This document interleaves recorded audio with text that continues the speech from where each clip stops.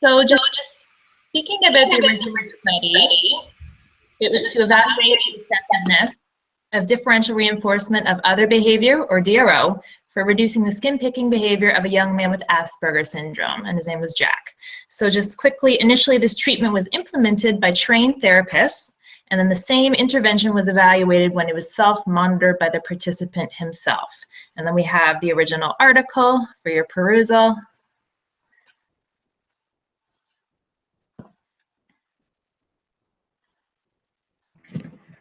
Okay, and now we have the literature review. So we touched bases on a few different articles that related to prove that the DRO and as well as replacement behaviors do cause a reduction in the behaviors that are unwanted. So the first study that we looked into was reducing skin picking behavior via competing activities. Which it also stated that skin picking is this chronic behavior that can cause harm to oneself, which is why it's very important to find alternative behavior. Otherwise, it can cause injury to yourself. And during this study, they had showed a decrease in the skin picking based off of replacement behavior, such as writing and keeping the hands occupied so that they're unable to engage in the skin picking behavior. There's also another study, which was a social skills training for teaching replacement behaviors. This study is when it implemented DRO in a classroom setting, as well as a replacement behavior, which also showed a decrease in problem behaviors and an increase in other behaviors that they wanted to see an increase in, which in this case was social skills. And it also decreased the negative behaviors that they did not want. And also, we have the reduce and convert self-injurious behaviors that's maintained by automatic reinforcement, which in our original study, a lot of our behaviors, and based off the study and what we also did the studies on ourselves, we noticed that a lot of it was based off of automatic reinforcement as well, which we also implemented DRO, reinforcing other behaviors, which in the study they did as well to reduce the skin picking. Okay, and then there was also another study that was completed, which is the analysis of reinforcement and extension components in DRO contingencies. During the study, they were observing 3 women with a mental disability implemented DRO, which they were able to provide. Reinforcement was provided from multiple different people, such as teachers, parents, and caregivers, which in the study, the reinforcement was provided by another person as well. And we also had other people doing our observations that were different people from different backgrounds as well. There's also another article that is not listed on here that we also looked into, which was delineating subtypes of self-injurious behaviors maintained by automatic reinforcement. Again, the skin picking is something that's automatically reinforcing, a soothing feeling whenever we engage in it. Sometimes we do it and not even know it and just like it. So I have further literature review.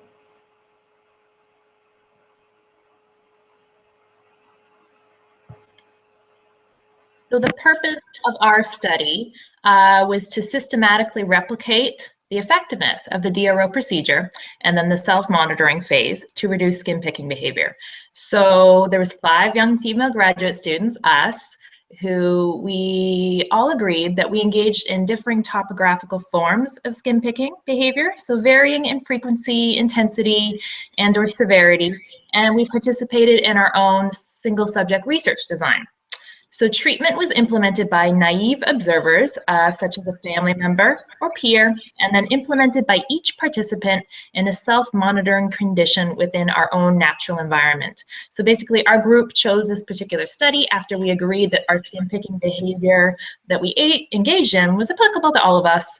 And we were doing it on a frequent basis, so especially the skin picking of the cuticles, this kind of thing.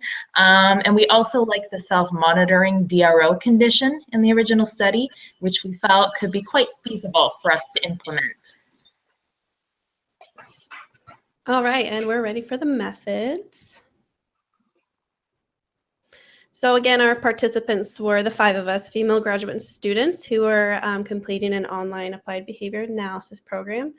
And like Liz had said, we had all decided that we've kind of engaged in differing forms of skin picking, whether the intensity, the duration, anything like that may have looked different for all of us within our setting. Kind of, again, varied for a lot of us. A lot of the time it did occur within the home, a living room, a kitchen, maybe a bedroom, maybe the workplace. It just kind of depended where we were able to get that done with our observers. In our materials, we used a visual timer. That was really important for us to be able to collect data, and also a visual timer that was able to count intervals. We also used a mirror, a table, and a chair, tickets or our tokens for our reinforcement system, an envelope, and a pre-selected non-preferred activity. So a couple of us used our Cooper textbook, something that we were most likely to engage with the behavior. I think a couple of us also used our computers, maybe watching like a lecture on our computer, anything of that nature. And then lastly, we used a video camera or a cell phone, and that was strictly for us to be able to observe IOA and fidelity checks.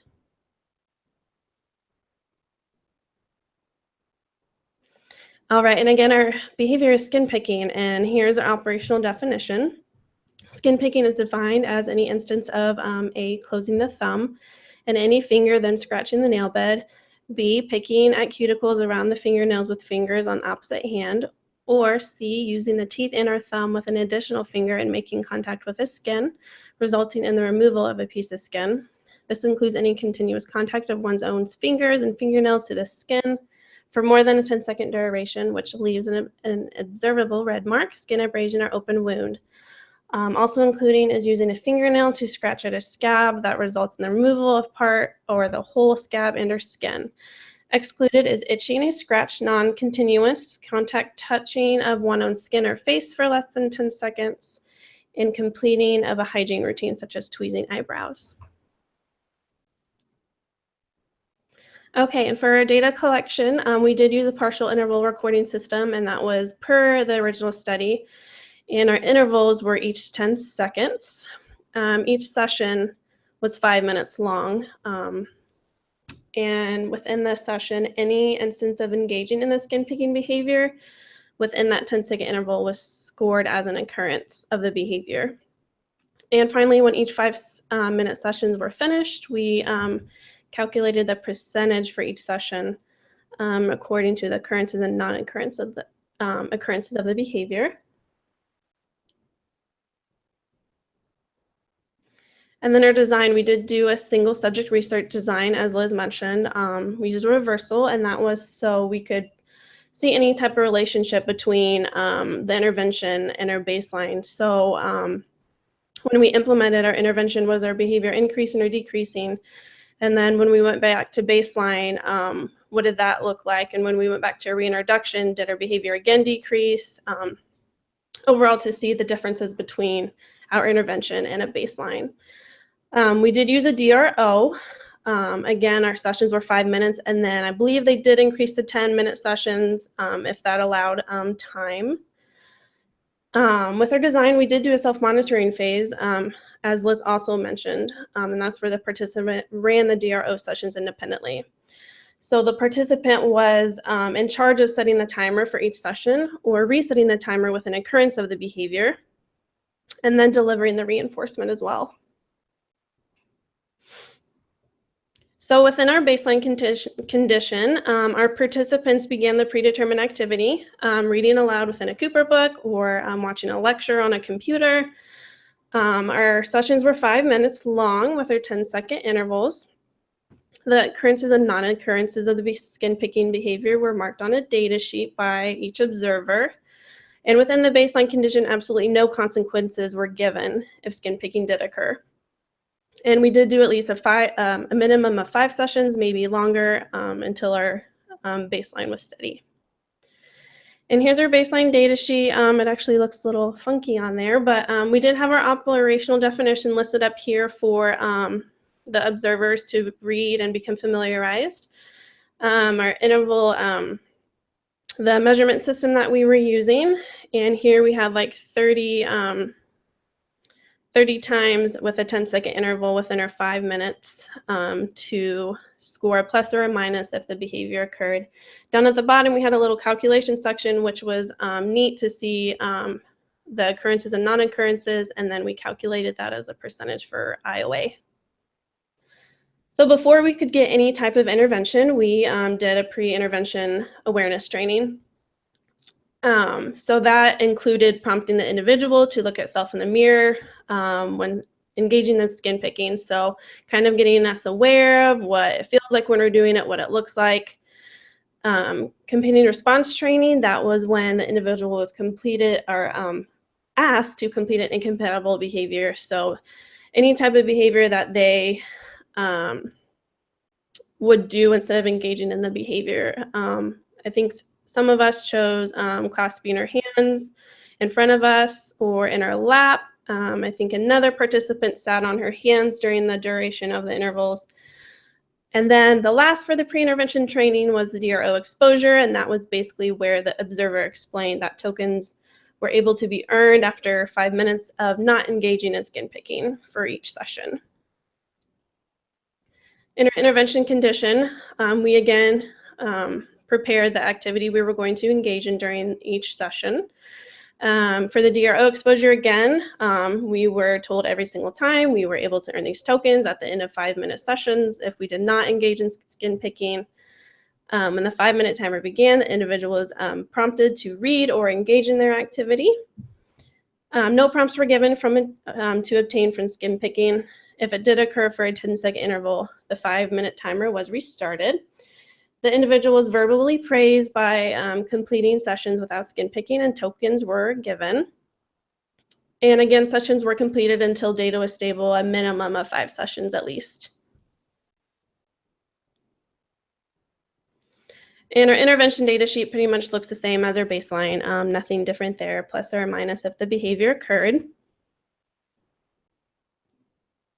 And then IOA, our checks were completed by other participants within the group by recording our sessions. IOA checks were done at a minimum of 33% or greater, and that, again, based on the total sessions for each participant. Occurrences and non-occurrences were scored by each observer. And then here we did have an IOA schedule, an IOA data sheet. IOA schedule is basically telling us whose sessions we were going to observe for the baseline, the intervention, the second baseline, and reintroduction of the intervention. And the IOA data sheet, we actually thought it made the most sense to keep the same one as we did for intervention in our IOA, since the observer was just checking whether or not a behavior occurred. So for our treatment fidelity, data occurred greater or equal to 30%, again, depending on the total count of the sessions that occurred for each participant. Accuracy was scored by resetting the timer and any instance of 10-second skin picking behavior. And finally, if tokens were delivered when the timer ended for each session. Fidelity checks were also scored for our pre-intervention phases as well. And here's our fidelity checklist. So we kind of went through and picked apart our study and put the steps into what it would be to complete a session. So again, we have our companion response training and our DRO exposure, resetting the timer if a behavior occurred. We kind of went through there. Okay, yes, did this occur? Yes, it did. No, this didn't. We added those up and calculated a percentage. And here again, we had a schedule just like we did with our IOA. So who's going to be observing these fidelity checks for each baseline or intervention or reintroduction to intervention.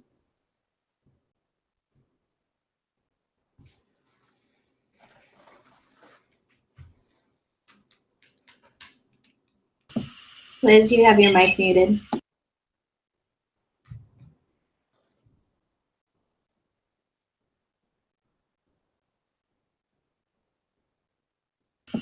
Your mic's still muted, Liz. We can't hear you.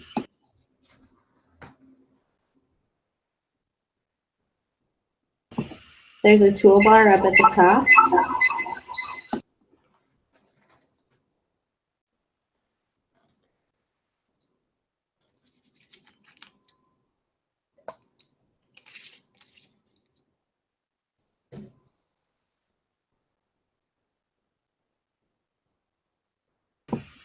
If you hover your mouse like above where you're seeing everyone's heads, this little toolbar of sorts should come up. There will be like a little person with a plus sign and a microphone and a camera and like your signal level and where you would hang up. And your microphone should probably be glowing red because you're muted. Caitlin Diller, can you mute your mic?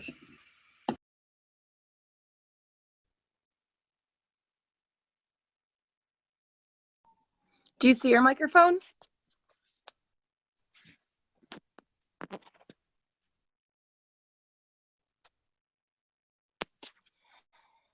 I'm on my phone, so I can't help you with the computer.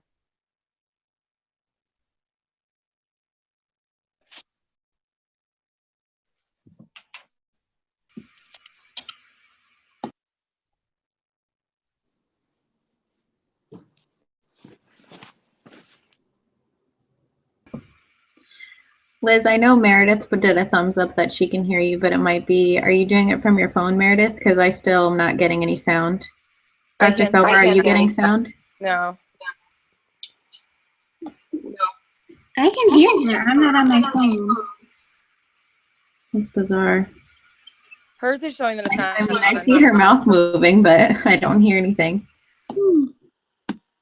Does someone else know the material she's presenting so someone can take over while she tries to figure it out?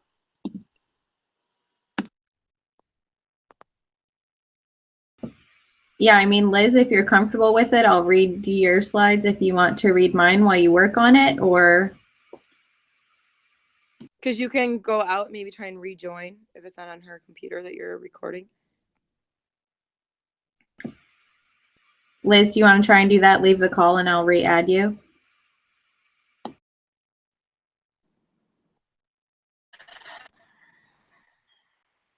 Hello? Yep, I can hear you. Okay, sorry, it was frozen.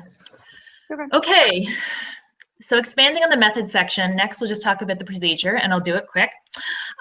So in the original study, results of a functional analysis, or FA, found that Jack, the participant's skin picking behavior, was insensitive to social reinforcers.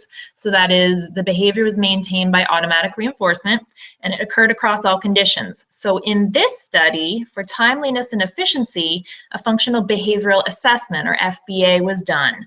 So direct and indirect assessment methods were completed by each of the participants, aka us. So Jack, just quickly, the young man with the ASD in the original study, like I said, his skin picking behavior was observed to occur across his home, day program, leisure, while alone. Thus, they thought automatic reinforcement was the hypothesized theory. It was confirmed in an FA. So we did the FBA to confirm our working hypothesis. So the FBA data, we collected it to identify under what conditions the behavior occurred, the antecedents which triggered our skin picking behavior, and when the behavior was most likely to occur for each of us. We also wanted to examine the contingencies involved and to, like I said, hypothesize a potential function of behavior for us. Direct assessment for us included collecting a minimum of 5 entries of ABC data using an open-ended format, and we recorded the antecedent and consequent events in the environment. Okay, so our indirect assessment methods, they included completion of a functional analysis screening tool, or FAST, and we did that in order to gain more information, just to, again, assist in our hypothesis building. We also completed scatter plot data recording, and that was to gain a temporal representation of the times a day the behavior occurred. So upon analysis of our assessment data, our working hypothesis was created for each separate participant. So we each did our own. And next, each participant was responsible for, so we selected the times of the day, like Caitlin said earlier, when the behavior occurred and when to consistently perform our sessions. So when to schedule them, when to plan them in order to catch our behavior. We wanted to identify a non-preferred activity to complete during our session. So again, Caitlin went into how we chose a non-preferred activity that was related to the antecedent. So for example, I did read from the Cooper textbook, and the activity chosen would be hypothesized to trigger that target problem behavior. So again, just quickly, for example, my skin picking behavior, it occurred across all settings. When I was alone, it was kind of an unconscious action, and I didn't realize I was really doing it. And then the time of day when my behavior occurred was in the late evening, kind of homework time for me. And that's when I scheduled my sessions each day. And then my non-preferred activity I chose, which was observed to trigger my behavior skin picking, was reading from the Cooper textbook. And that's because the majority of my behavior occurred during this non-preferred activity. So I think Caitlin did a good job of talking about the baseline phase. So again, we already talked about that. Just for time-sensitive nature, she talked about the pre-intervention training script as well, as you heard before. And we kept everything the same for treatment fidelity to the original study as best as we could. We did include, just for your visual viewing pleasure, an example of a pre-intervention training session, just to kind of give you guys an idea of the script being read by the naive observer, and to visualize the awareness training and competing response training we did, and to hear the DRO exposure schedule that we followed and the expectations being explained to us. And we did that, again, like Caitlin said, prior to the first intervention phase. Okay, and she did review the intervention phase again very well, so I won't go over that too much, but we did kind of give you more information for your reading pleasure. And yeah, just moving through. In the self-monitoring phase, that was the one important difference, because there was the therapist monitored conditions, and then the self-monitoring phase was the thing we did really like about the study. And again, that was the importance of that procedure and that phase. What it just taught the individual, aka us or Jack in the original study, to observe and detect instances of our own behavior when it was occurring and not occurring. And then we had to really be aware, and we had to reset the timer if our skin picking behavior did emerge. And then we also delivered our own reinforcement according to the arranged contingencies. So that was pretty cool, that phase.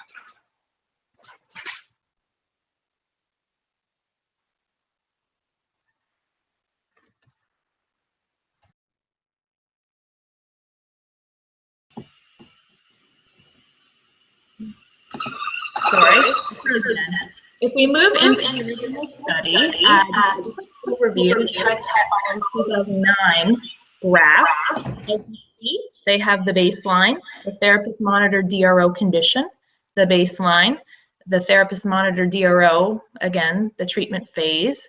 And then you see how they move from the 5-minute DRO condition to the 10-minute, and then they enter the self-monitored DRO phase around it was around session 20 they started to do that. And you also see how they increased to the 15-minute DRO condition, and how they incorporated generalization with Jack at the end of the study in the latter part of the phase.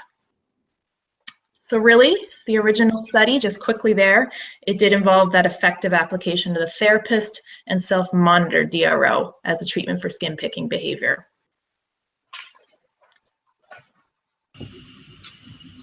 So this is my graph for my data for my DRO, and baseline levels.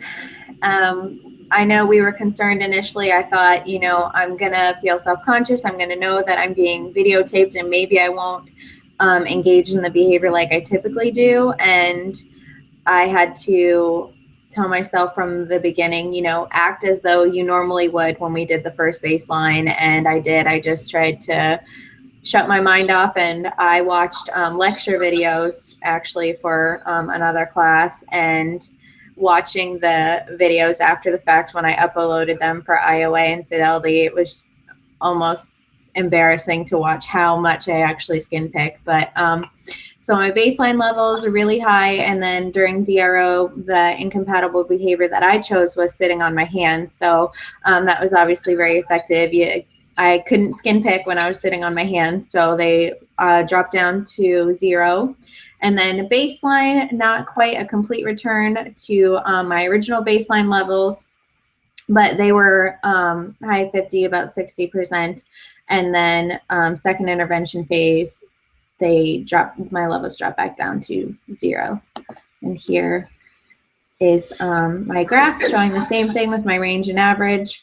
Like I said, baseline was 76.8. Average for the first DRO dropped down to 0.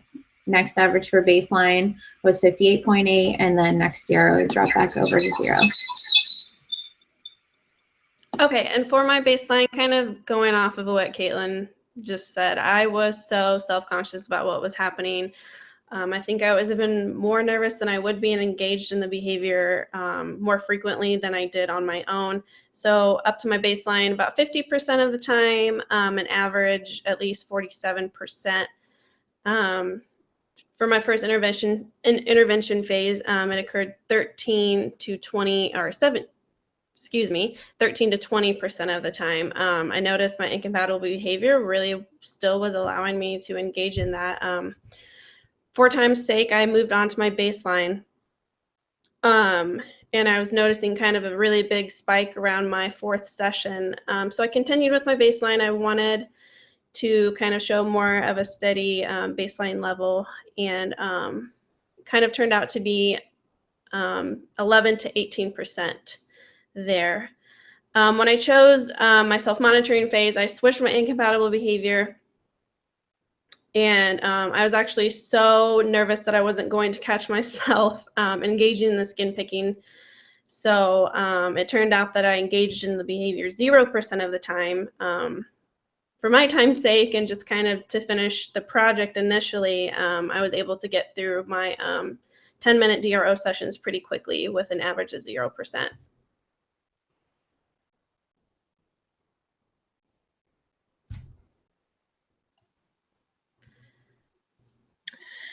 So just looking quickly at my graph, I tried to lay it out like the original authors, but it kind of started looking crazy after a while.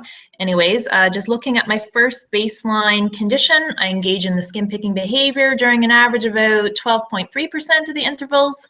Then immediately following implementation of the therapist monitored, the DRO 5-minute schedule, I saw that my skin picking behavior was reduced to 1.32% of intervals, so pretty cool.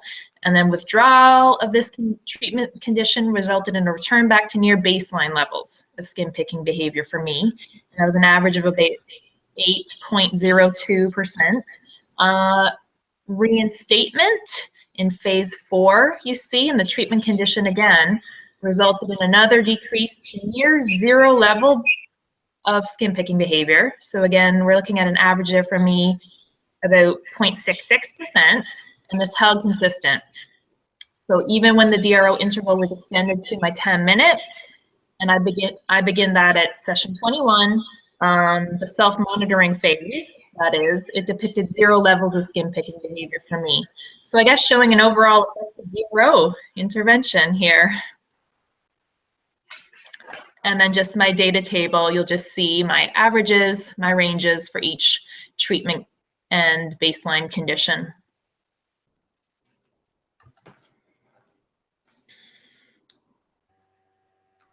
All right, great. So during my observations, I was actually pretty much aware of being monitored, so I didn't engage in skin picking as much. I don't know, I tried to clear my mind, but that didn't work. So it was pretty low, but during the baseline, I did have a range between 6% to 13%.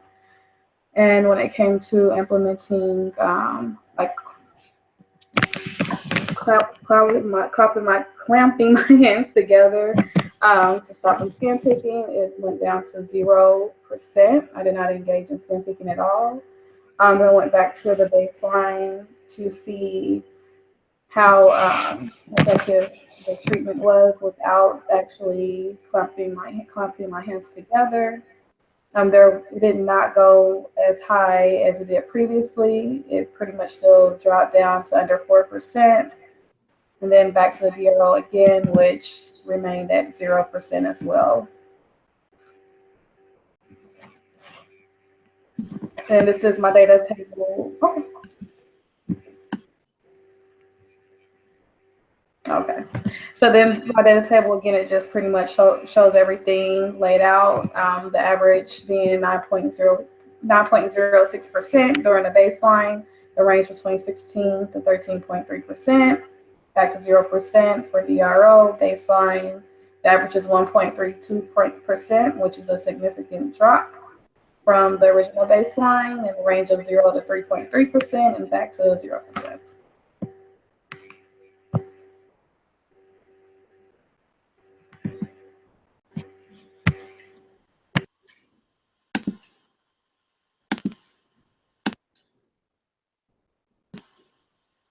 Okay. So during baseline, I was engaging in skin picking 60% of the time. I noticed that my skin picking behavior was automatically reinforced, and while I was reading the Cooper book. During the DRO phase, I folded my hands in my lap or on the table. My skin picking behavior decreased significantly to an average of 1.2% by the second DRO phase. And then when I returned back to baseline, my behavior was increased to 55%. So the intervention affected my skin picking behavior. Then when I returned to the second DRO phase, it dropped back down to 1%. So it made a significant drop from when I originally began at baseline.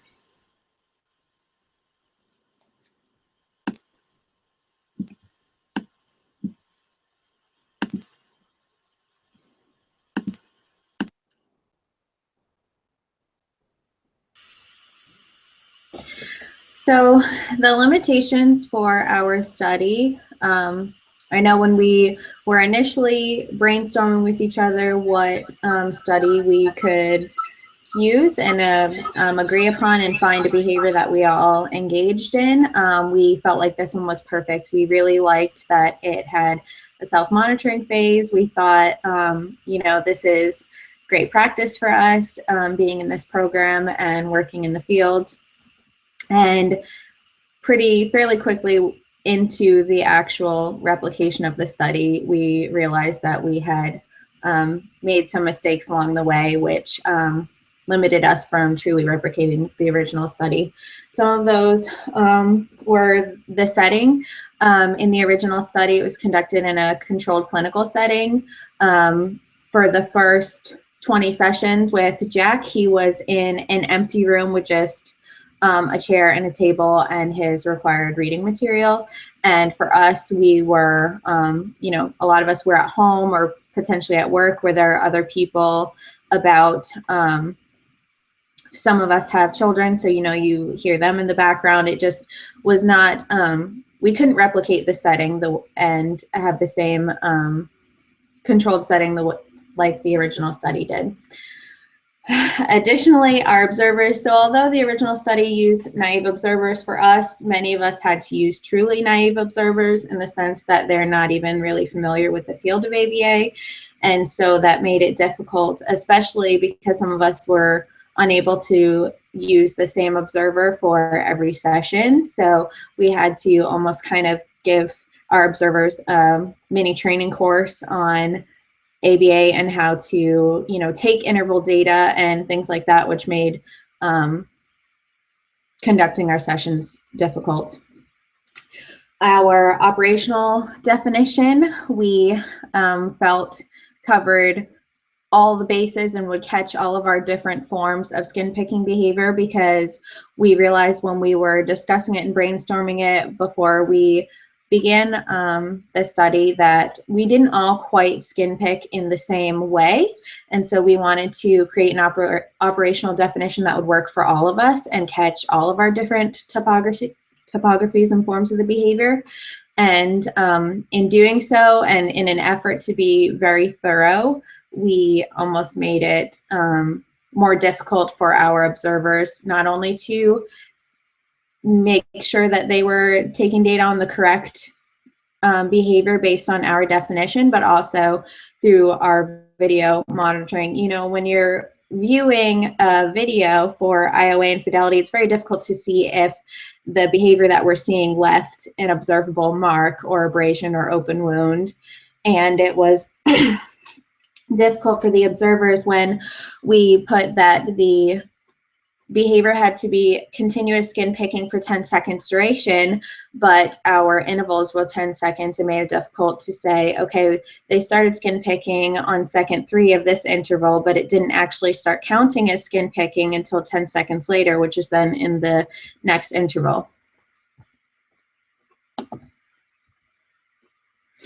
Additionally, there were time restraints that were a limitation to the study. The original study had continuous sessions. So every day Jack went in for a session, and his sessions were 7 hours long. So the study sessions were broken up throughout his entire therapy session for 7 hours. So he was able to get way more sessions in any given day than would be practical or feasible for any of us to do as students and working full-time and having families and excuse me. So that was a limitation. In addition to the daily time commitment being limited, the total duration and therefore total number of sessions of the study were greatly limited, eliminating many of the self-monitoring and generalization sessions. So in the original study, what drew us to this study was the fact that they used self-monitoring, but they really didn't start entering the self-monitoring phase until many, many sessions into the study. And then really at the heart of the study, when they were running self-monitoring sessions and then generalization sessions, were many, many sessions into the study, and time just did not permit for us to get to that many sessions. So many of us had 1 or 2 self-monitoring sessions beyond the therapist-led sessions. So that was a limitation to us replicating the original study. And then lastly, the reinforcement system that we chose may not have been as reinforcing for us as it was for Jack. We felt as though the token economy system that they used sounded good and effective and easy for us to implement. However, with Jack doing so many sessions throughout a day, he had the potential to earn a lot of money to be exchanged for tangibles. And for us, doing a limited number of sessions, really it equated to a couple of cents, which is not, in fact, that reinforcing. Our methodology was a limitation because instead of there being direct observation, where like in the original study, they used a 2-way mirror, we had to watch through video recordings. And at times, depending on what angle the recording was taken from, it was difficult to see what someone was doing with their hands to be able to say that they were engaging in skin picking or mark the exact time and things like that. Just having to watch it on a video instead of being able to, as an observer, move yourself if you cannot see clearly, you are limited to what was recorded and what angle you have. And then the technology aspect of it was a limitation because each of us had to upload our videos to YouTube for us to watch and review for IOA and fidelity checks. And it took sometimes hours to get one of our entire videos uploaded to YouTube, which really had the potential to set us behind, which then made it difficult to make sure that we were staying on top of watching all of our fellow participants' videos and conducting IOA and fidelity and conducting our own sessions and uploading them as well.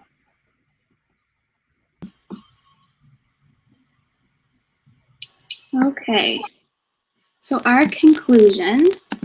Results of this study show that when the intervention was applied, skin picking decreased from baseline significantly for all participants.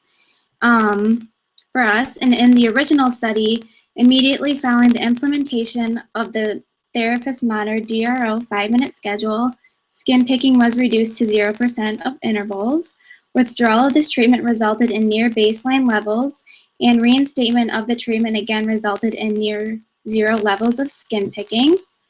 Our study effectively demonstrated fidelity by the trained observer and self-monitored DRO.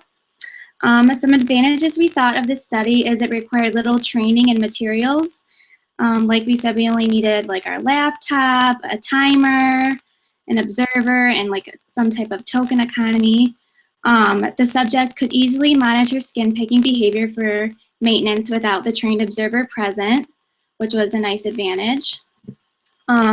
Some disadvantages we came across, Caitlin kind of touched on some of these, but it was hard not to think about being watched and videotaped. I know for me at first, I was very conscious and had to really just think about reading the Cooper book and not think too much about it. Unfamiliar observers to the field of ABA for data collection. I know I had my mom take the interval data, which was really hard to train her to do it because she wasn't familiar with ABA at all and how to do that. We thought it was time consuming with our busy schedules. We really had to plan each day when we were going to do this and make sure that we stuck to the schedule. Technical difficulties as well as uploading to YouTube, like Caitlin said, was not easy. Overall,